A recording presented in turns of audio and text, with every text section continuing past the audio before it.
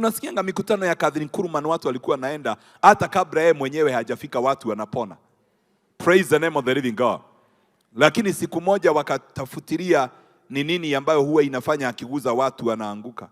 Wakakuja wakaonyeshwa wanawake 50 in the basement waliokuwa naomba.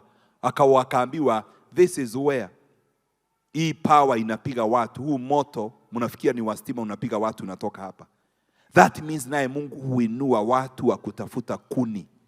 Praise the name of the living God. Ndio ule moto wa madhabahu intensity yake iongezeke. May God raise men and women in this altar, in the mighty name of Jesus, ambao wataendelea kutafuta kuni katika uombezi wao, katika kufunga kwao, hata katika kujitakaza. Because Mungu hasikii maombi ya wenye dhambi. Unaweza kujitoa sana katika maombi, lakini maisha unayoishi hayafurahishi Mungu. Kwa hivyo maombi yako